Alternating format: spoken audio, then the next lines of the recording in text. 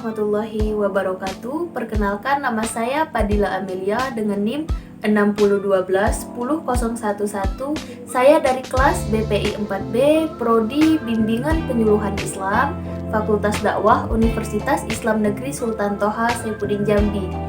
Nah teman-teman, di video saya ini saya akan menjelaskan tentang Intermittent Explosive Disorder di mata kuliah Analisis Diagnostik dengan dosen pengampu Ibu Dani Sartika, SAG MSI. Berikut yang pertama adalah apa itu Intermittent Explosive Disorder? Intermittent Explosive Disorder itu adalah gangguan kepribadian yang disebabkan oleh tidak mampunya seseorang mengontrol emosinya atau amarahnya.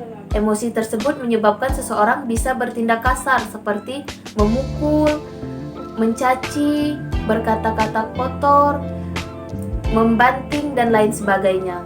Nah, apa saja sih faktor-faktor penyebab intermittent ini? Adapun faktor penyebab intermittent ini dibagi menjadi dua. Yang pertama ada faktor biologis, yang mana faktor biologis ini adalah seorang pengidap intermittent itu mengalami penyakit intermittent yang dibawa dari dia lahir atau penyakit yang sudah ada sejak dia lahir. Dan yang kedua, faktor sosial, yang mana faktor sosial ini disebabkan oleh pola asuh dan lingkungan sosial si pengidap intermittent ini.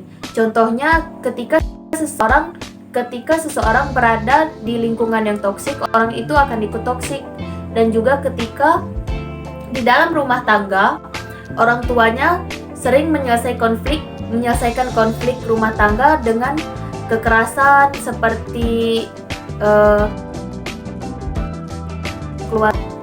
Tidak jarang juga anaknya akan melakukan kekerasan untuk menyelesaikan sebuah konflik. Nah, lalu apakah pengidap intermittent explosive disorder itu menyadarinya gitu bahwa dia mengidap intermittent? Tentunya dia menyadarinya, bahkan penderita intermittent ini sering menyesali perbuatannya setelah dia marah-marah atau setelah dia melakukan perbuatan intermittent itu. Dia akan menyesalinya dan merasa bersalah kepada si korban, tetapi dia tetap saja membenarkan tingkahnya karena menurut dia apa yang dia lakukan itu benar. Hanya saja dia menyesali telah memukul atau mencaci si korban tersebut. Nah, lalu apa sih bedanya intermittent dan marah-marah biasa? Kan kalau cewek juga ketika mau datang bulan atau mau lagi ada masalah itu sering marah-marah gak jelas gitu. Tentunya beda. Kalau marah-marah itu adalah hal yang wajar. Bahkan ada juga yang berpendapat bahwa marah itu sangat dibutuhkan oleh manusia untuk bertahan hidup. Bahkan marah juga bisa membantu menghilangkan stres dan menyelesaikan masalah-masalah tertentu. Tetapi yang menjadi pembedanya adalah kalau marah-marah biasa itu hanya bersifat sementara dan ada batasannya. Kalau intermittent explosive disorder itu marah-marahnya itu tidak ada batasannya. Dia tidak bisa mengontrol emosinya atau marahnya, sehingga marah tersebut akan berkepanjangan, bahkan akan terjadi kekerasan seperti memukul, melempar, mencaci maki, bahkan berkata-kata kasar kepada si korban. Nah, adapun agresif yang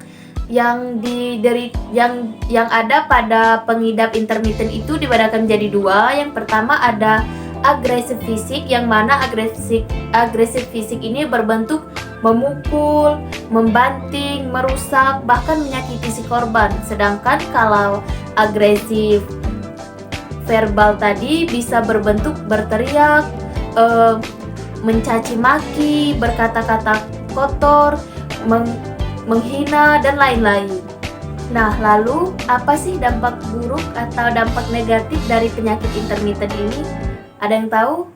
Tentunya ada dong dampak buruk dari penyakit intermittent ini. Salah satunya yang pertama yaitu si pengidap intermittent ini akan sulit menjalin hubungan baik itu dengan keluarganya, dengan pasangannya, kerabat terdekatnya, teman-temannya, dan lain-lain.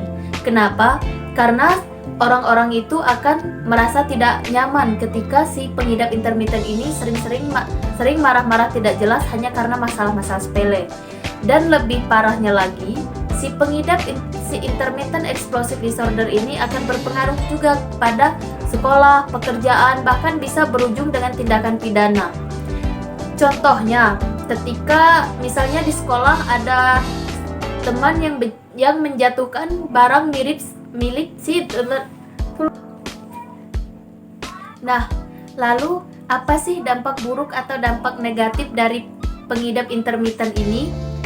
Tentunya ada dong dampak buruknya. Yang pertama yaitu pengidap intermittent ini sangat sulit untuk berinteraksi atau menjalin hubungan yang baik itu dengan keluarganya, dengan sahabatnya, dengan pasangannya maupun orang terdekatnya.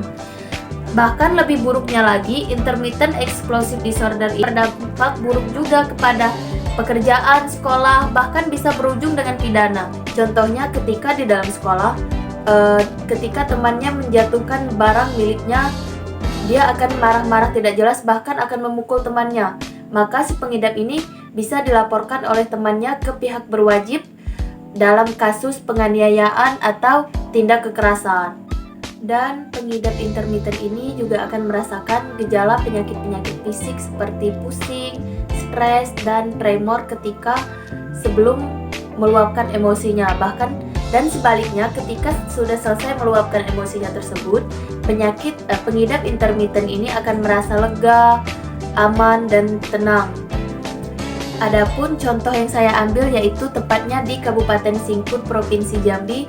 Tepatnya di jalan lintas itu, ketika di tengah-tengah hari ada seorang bapak-bapak pengendara motor yang memukul kepala si supir bis hanya karena supir bis itu menyalakan klakson di saat melintasi motor si bapak-bapak tersebut.